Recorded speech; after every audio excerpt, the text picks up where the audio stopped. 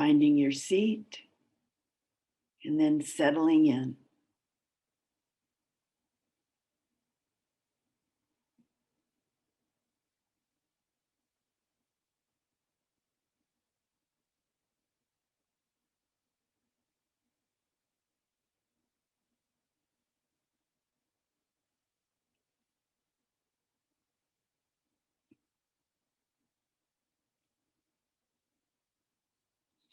So we'll begin our Dhamma talk, our Dhamma reflection evening, chanting the refuges and the precepts.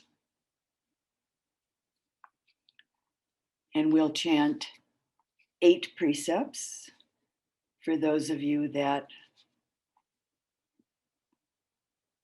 are exploring this retreat, practicing with 8 precepts. Even if it's just for a day or 2. Or not.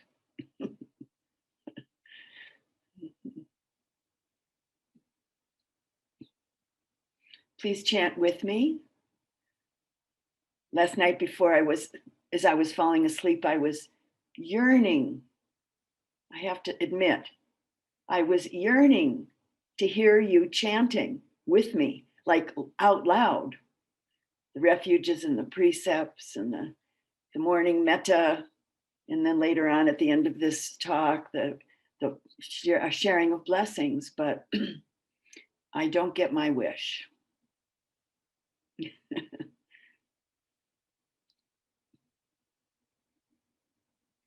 Namo tassa bhagavato arahato samma sambuddhassa. Namo tassa bhagavato arahato samma sambuddhassa. Namo tassa bhagavato arahato samma sambuddhassa. Buddham saranam gacchami, Dhammam saranam gacchami, Sangham saranam gacchami. Dutiyampi Buddham saranam gacchami, Dutiyampi Dhammam saranam gacchami, Dutiyampi Sangham saranam gacchami, Tatiyampi Buddham saranam gacchami, Tatiyampi Dhammam saranam gacchami, Tatiyampi Sangham saranam gacchami. Panatipata Veramani Sikapadam Samadhiyami. Adina Dana Veramani Sikapadam Samadhiyami. Abrahmacharya Veramani Sikapadam Samadhiyami. Musawada Veramani Sikapadam Samadhiyami. Sura Meraya Majapamadhatana Veramani Sikapadam Samadhiyami. Vikala Bhojana Veramani Sikapadam Samadhiyami.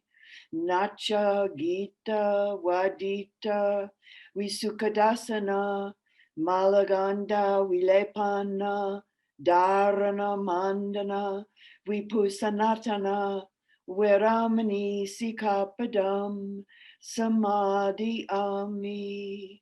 Uchasayana Mahasayana Veramani Sikapadam Samadhiyami.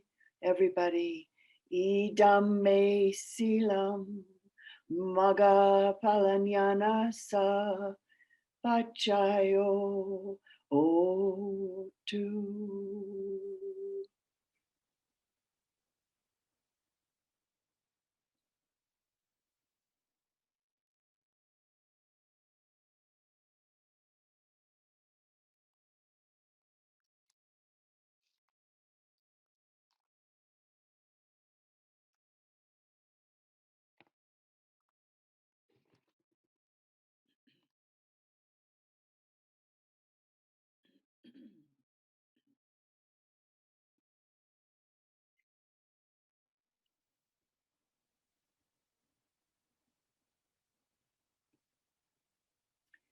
So this evening's Dhamma talk, Dhamma reflection, I've given it a title, and then there's another title that it gives itself, we could say.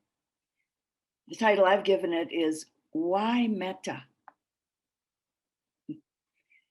And the other title comes from the talk itself. This talk comes from a collection of Jataka tales, or ancient Buddhist folk tales that are called Jataka tales.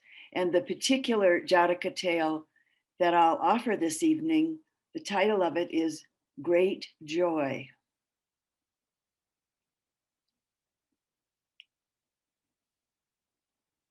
Jataka tales are stories, they're folk tales of the Buddha's past lives in the form of many, many different beings, human and otherwise. And there are quite a number of these ancient stories told about the Buddha during his Bodhisattva days, which is Pali, or Bodhisattva days, which is the Sanskrit same word, but slightly pronounced slightly differently. His days before he became a Buddha, but was about becoming a Buddha. These tales are what are considered to be his many, many lifetimes before he actually entered into the lifetime where he became a totally awakened being, where he became a Buddha. It could be said that these previous lifetimes were when he was in training for Buddhahood, just like all of us, in training for Buddhahood.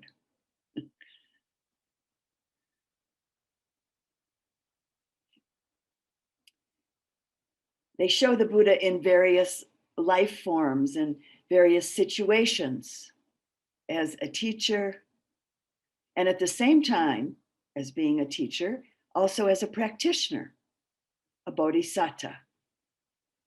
Satta meaning someone, anyone who undertakes practice in a very deeply genuine way, which then can render one bodhi, meaning a being who is fully and totally committed to liberation with the altruistic or unselfish aspiration to attain perfect spiritual awakening, to attain liberation for the sake of all beings.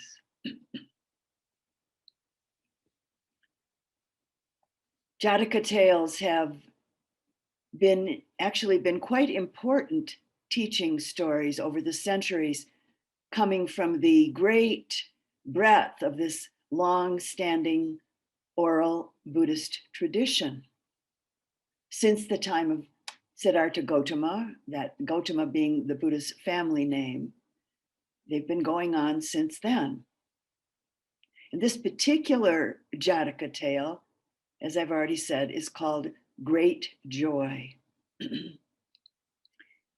It's very rich in its illumination of the immeasurable heart qualities of metta, unconditional loving kindness, karuna, compassion, mudita, appreciative or empathetic joy, or contagious joy, as I sometimes like to call it, and upekkha, equanimity, which are shown through the story, throughout this story, in very ordinary and very natural ways.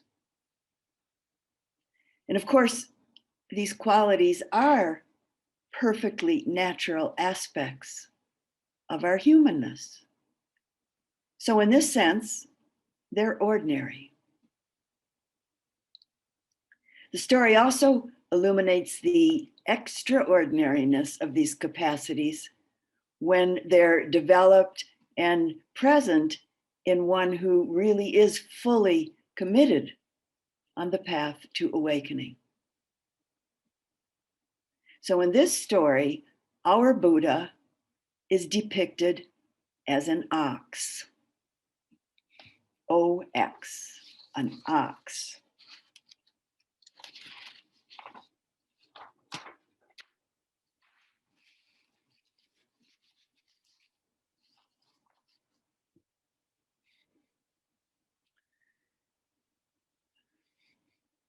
Once a poor Brahmin farmer was given an ox calf as a gift.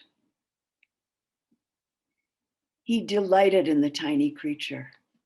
He loved its gentle eyes and its awkward, frisky ways.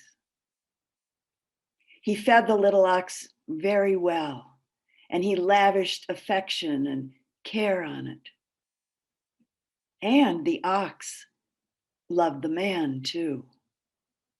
And it grew and grew and grew until it was a huge, powerful beast. Yet as big as it was gentle. Whatever the Brahmin farmer told it to do, it did. Even the heaviest tasks. With goodwill, it pulled stumps from the fields and dragged boulders out of the fields. When children wanted a ride, it was very, very willing. So pleased was the Brahmin farmer with the ox that he named it Great Joy. One day, Great Joy thought to himself, the farmer, my master, is really, really poor. Yet here I am, a great, powerful ox. I should use my strength to help him. I want to repay all the kindness that he's shown. So Great Joy walked over to the open window of the Brahmin's adobe house.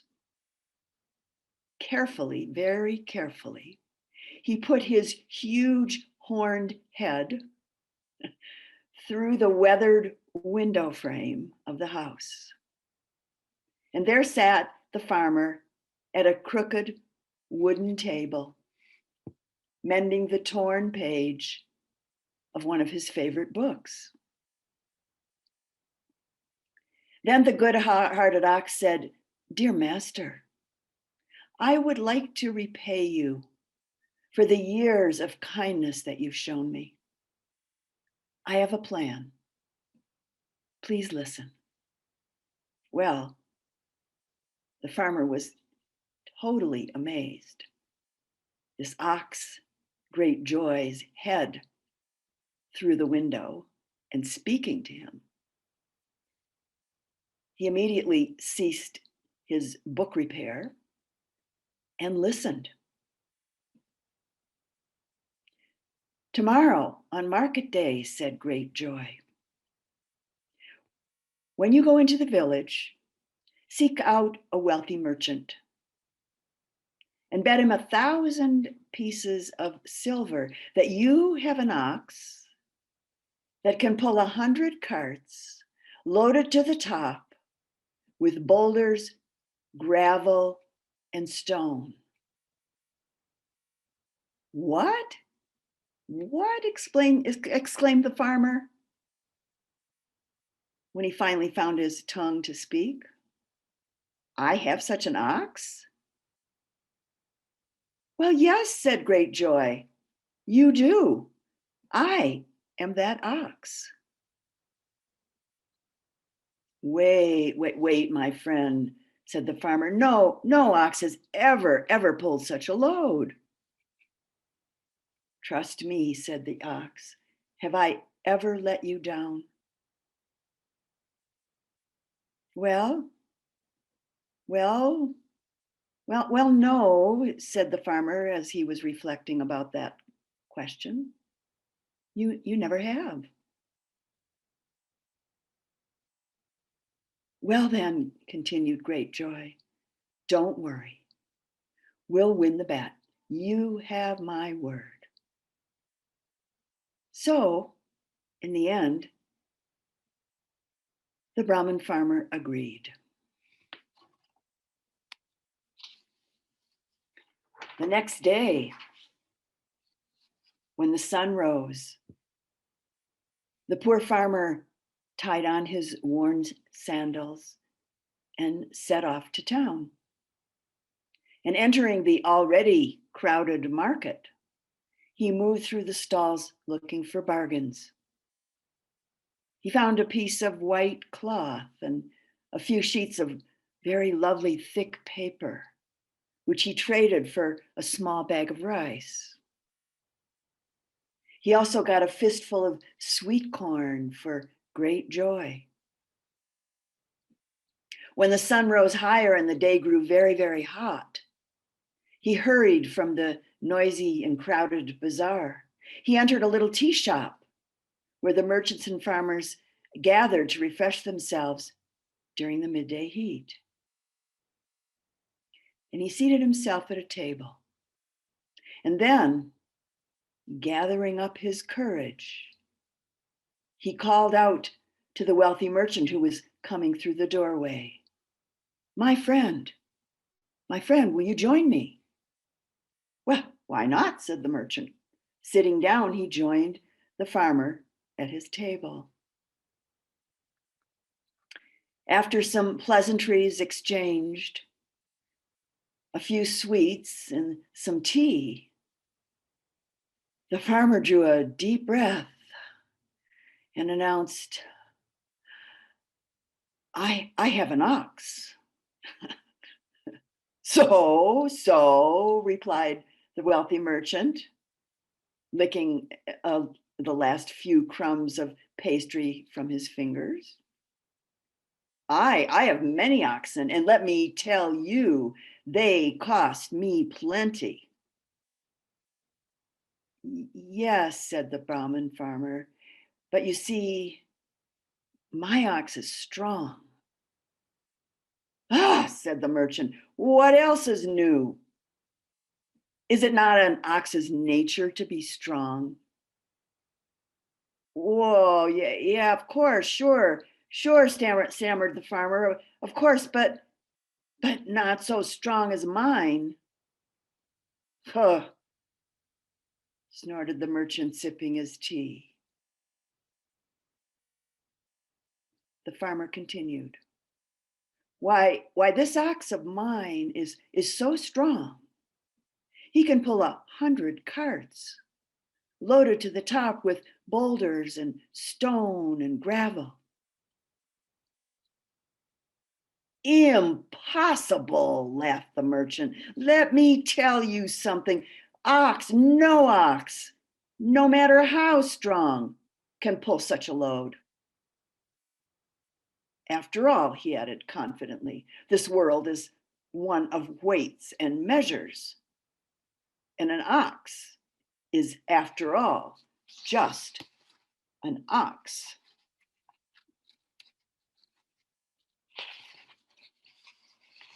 And of course, like everything else, it has its necessary limits. "No, my friend," said the merchant, "this cannot be done." "But it can," insisted the farmer. "It can't," persisted the merchant. "Let us wager," said the Brahmin farmer. "Well, if you wish," said the merchant. 1,000 pieces of silver," suggested the Brahmin farmer. "Very good," said the merchant. 1,000 pieces of silver it is. Now, when shall we test this great ox of yours?" "Tomorrow?" asked the Brahmin farmer. "Ah, yes, tomorrow, by all means," said the merchant. "Tomorrow in the square, let us meet before the sun is above the mango trees. You bring this great ox of yours, and I'll see to it that the loaded carts are waiting." Until then, my friend, good day." And with that, the merchant rose and walked smilingly from the shop. Well, soon the whole town was alight with the news. 1,000 pieces, said some. 100 carts, exclaimed others. 1 ox, laughed the rest. Money changed hands and bets were placed. And then at last, all waited in expectation for the morning.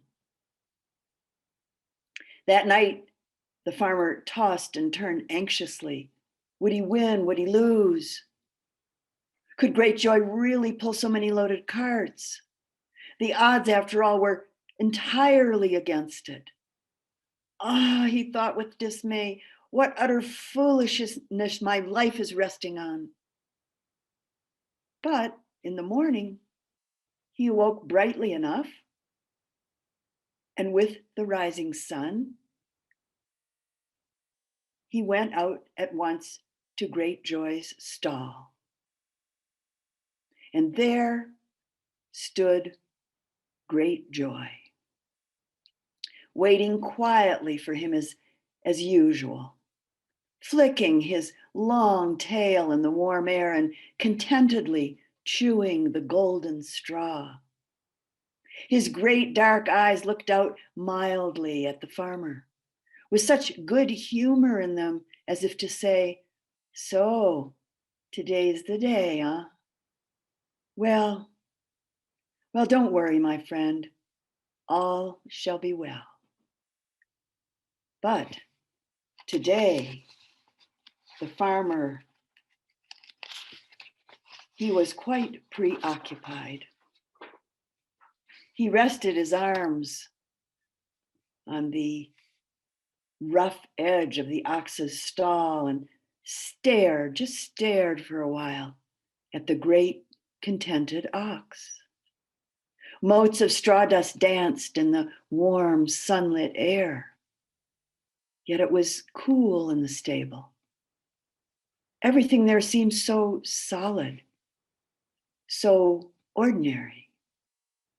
The thick adobe walls, the wooden buckets, the yokes, the worn ropes, the brushes. How real, how sturdy they all were today.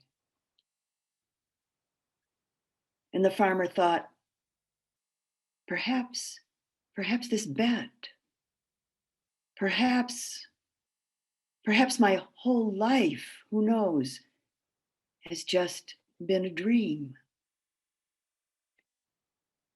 And then the farmer shook himself. "Oh, dream or no, there's work to be done," he announced. And picking up a stiff brush, he began to slap and brush the hard muscles of Great Joy's back with all his strength so that the dust rose up in clouds from the glossy hide. Then combed, brushed, and curried, Great Joy and the Brahmin farmer set off together across the fields and down the dirt roads to town. They arrived just as the sun was rising to the top of the tallest mango tree. And the square was packed with a noisy crowd. And there were carts waiting. The Brahmin was shocked. He had never in his whole life ever seen so many carts. What a fool I've been, he suddenly thought, to have taken the advice of a mere beast. What have I done? I'm lost. And with a sinking feeling in the pit of his stomach, he stepped forward. The crowd parted to let the Brahmin farmer and his Great Joy through. And they walked along the row of the carts. The merchant was waiting for them. He stood smiling along the very first cart. So are you ready?" he asked. Certainly, of course we're ready, replied the Brahmin farmer. The farmer motioned, the merchant motioned, and two men stepped from the crowd.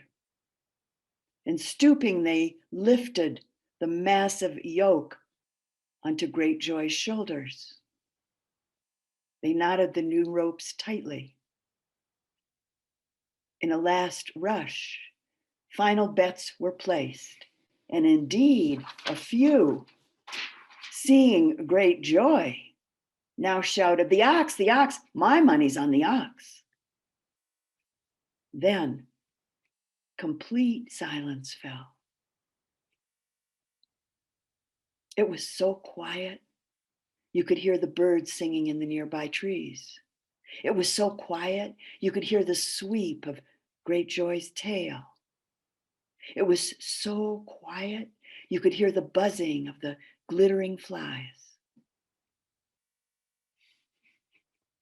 Unconcerned, Great Joy gently eyed the staring crowd and mildly watched the white clouds drifting slowly by. And he shook his great head and exhaled loudly as if to say, what's all the fuss?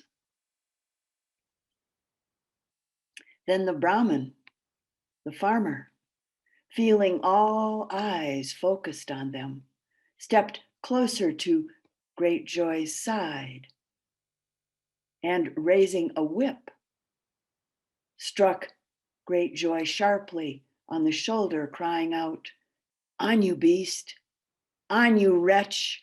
Do as I say, pull those carts, show your strength.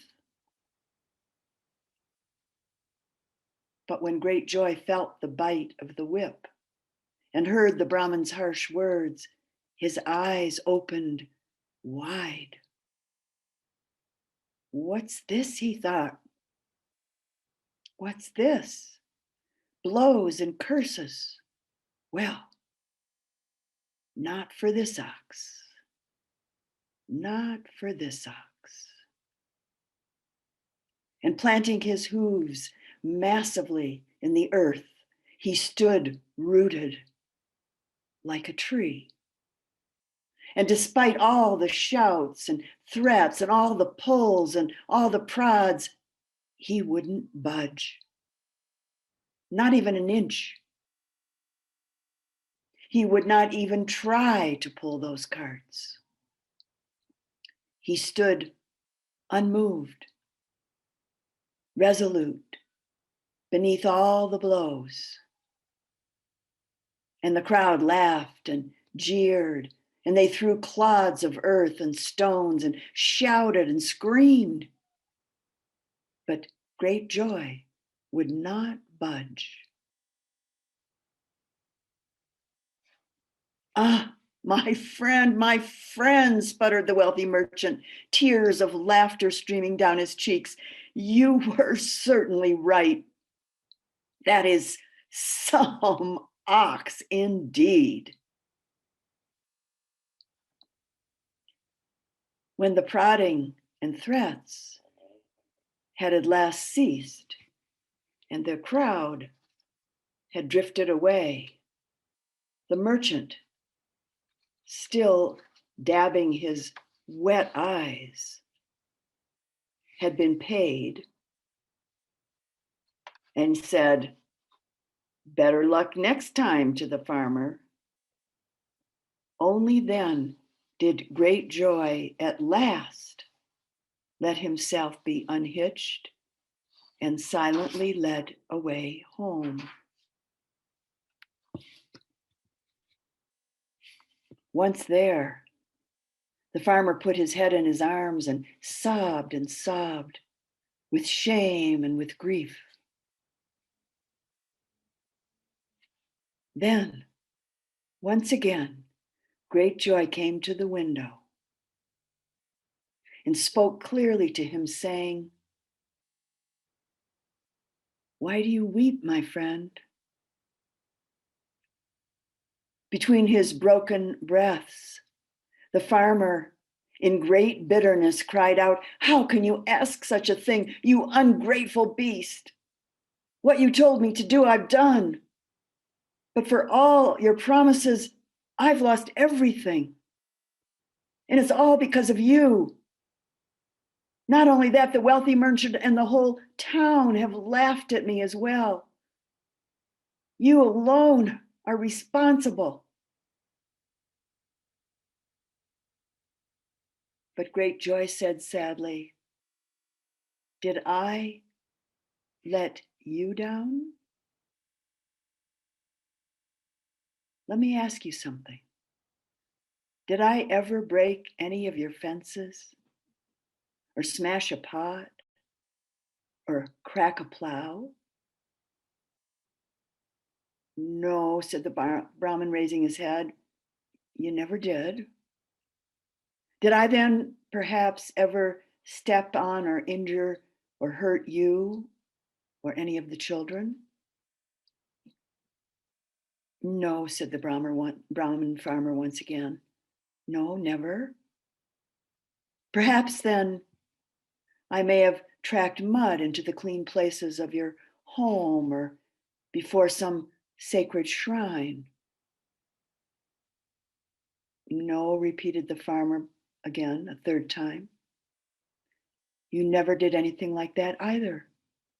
You've always been a great joy to me." "Then why," asked Great Joy the ox, "did you strike me and call me wretch and beast?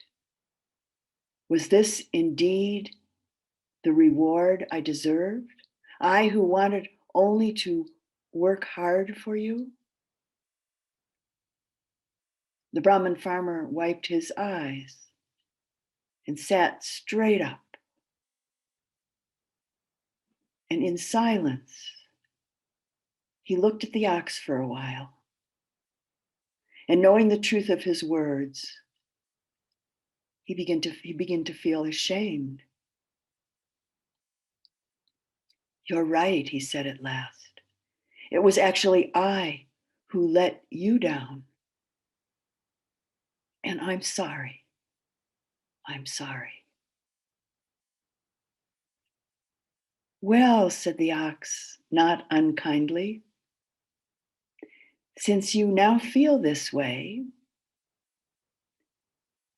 let us try again. But this time, you must bet 200 pieces of silver."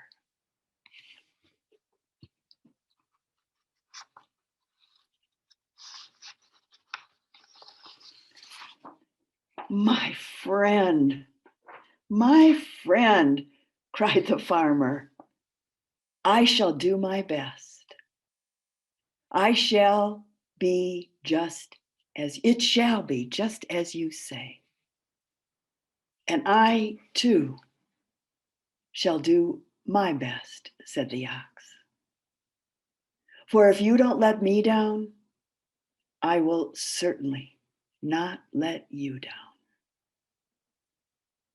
So the next day, the farmer ran this time. He ran into town and entered the tea shop once again. And there was the merchant calmly sipping his tea and eating his sweets. "May I join you?" asked the Brahmin. "Oh, by all means," said the merchant merrily. "Have you not brought me great joy?" "Let us bet again," said the Brahmin farmer. "What?" cried the merchant, astonished. "My friend, don't you know when you're beaten?" "Come," said the farmer quite calmly. One last wager. One last wager on the ox and the carts as before. But this time, let us bet 2,000 pieces." "Well, really," thought the merchant to himself, "fools like this don't grow on every tree."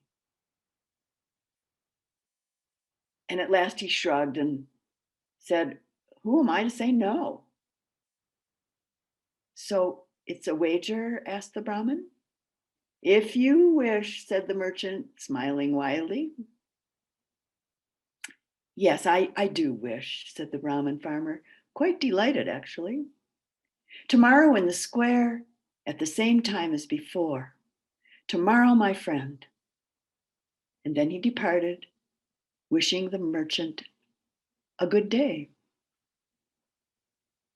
The next morning, the Brahmin farmer once again curried great joy and brushed and cleaned him lovingly. Then once again, he led his mighty ox to the center of town. Once more, the crowd gathered, ready for some fun. But as great joy was led up to the carts, spiritedly tossing his great horned head, sunlight suddenly sparkled like fire upon him, and power pulsed from his shining back. His tail seemed to lash the skies like a dragon's tail, and his wide, curved horn seemed to simply tear at the clouds. Each hair on his glossy, red-brown hide bristled and crackled and lifted electrically. The power of 1,000 breaths flowed from him and pulsed through the surging crowd, pouring from his heavy hoofs into the dark earth and from his curling tail into the bright morning air. The crowd gasped. "Oh, what an ox," they cried. "Perhaps he'll actually be able to do it." Once again, the heavy yoke was set on him. And once again, the thick new ropes were firmly tied. Then the farmer stepped up to the ox's side and hung a wreath of flowers around Great Joy's massive neck and patted him on his giant shoulder and said quietly, "Now is the time, my mighty friend. This is the moment, my great-hearted ox. So pull, my brother, pull, my great joy, and let the whole world see your noble strength." And with those kind and encouraging words, Great Joy happily planted his hooves firmly in the warm earth, stiffened his legs till they stood as strongly as ancient trees. And then he pulled, and he pulled, and he pulled, straining and struggling with every muscle and every nerve until slowly, steadily, the wheels began to turn. Inch by inch by inch, bit by bit by bit, the carts rolled forward. "The carts begin to move," shouted the astonished crowd. Faster and faster and faster rolled the carts as Great Joy pulled and pulled and pulled. Well, the wealthy merchant's eyes opened wide. His jaw dropped in disbelief, and the silver coin slipped from between his fingers into the dust. It wasn't possible, it couldn't be. But he's done it, cried the crowd. The ox has won. Still gathering speed, Great Joy pulled the carts right around the square and then out through the gates of the town. Rolling and rolling and rolling, he circled the village and pulled all 100 loaded carts back through the gates and into the square once again. And all the people followed, laughing wildly and slapping each other on the back and flinging their shirts high up into the air. For never, no, never had they seen or heard of such a wild and marvelous thing. The wealthy merchant, gathering his silver coins, once again ran too. And so, of course, did the poor Brahmin farmer. Truly, that day, this self-respecting ox, with his dignity and strength, gave them all great joy. Now, some say it must have been a pretty small town to have made such a huge fuss over an ox and some carts. But others, and I think wiser others, say that it's always important when anyone, man or beast, shows us that there are no limits, that we can do amazing things when there is unconditional love, kindness, respect, friendship, and the heart of compassion within us. When we find our own way and when our heart is really, truly in it, when we're truly present and our heart is open and it shines forth very brightly, there are no limits.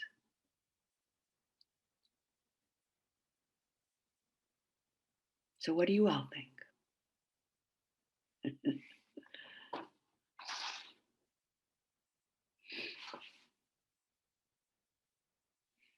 And let's sit together just quietly in the light of great joy for just a few minutes.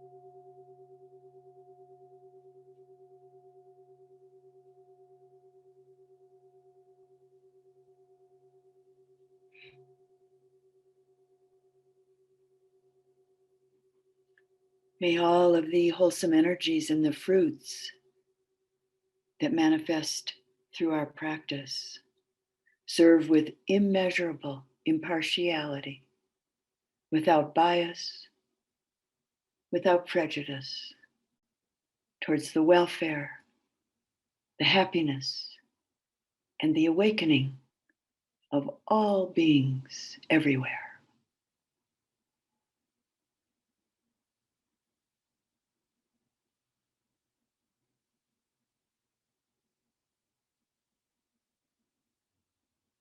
Thank you for listening to the Dhamma.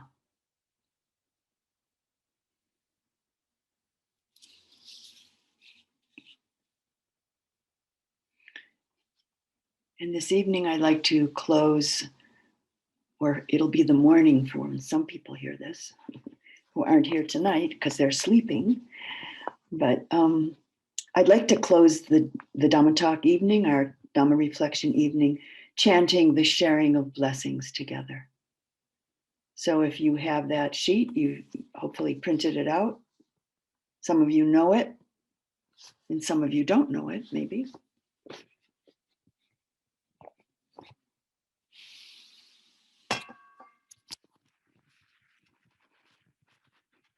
It's in English, makes it a little easier. And by the way, this is a translation of this chant from the Pali, translated by the monastics at the Amaravati monastery quite some years ago.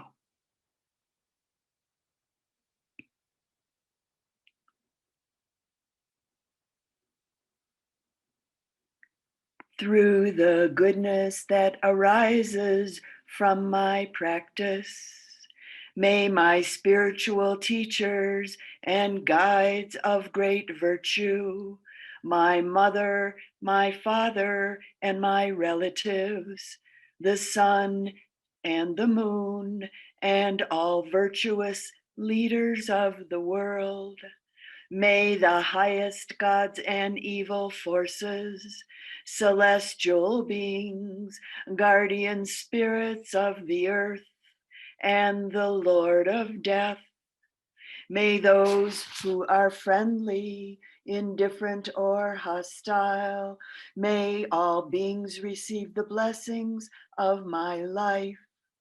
May they soon attain the threefold bliss and realize the deathless through the goodness that arises from my practice.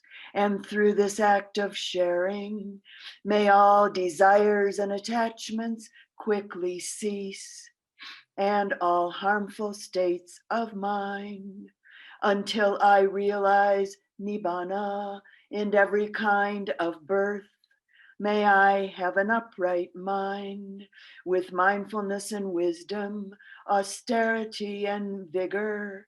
May the forces of delusion not take hold, nor weaken my resolve. The Buddha is my excellent refuge.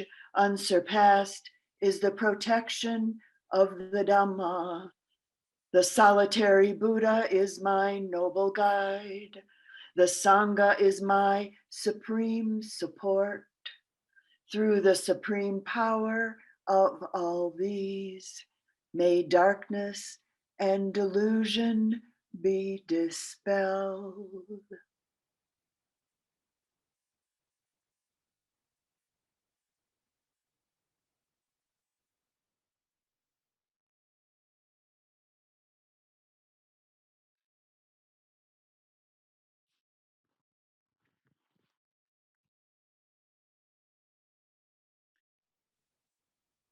So time now for some movement of the body, walking, stretching, maybe some water, maybe the bathroom is calling, maybe a cup of tea is calling. You could walk with a cup of tea, actually. There's a nice thought. I like that idea for myself, actually. And in about a little more than 45 minutes,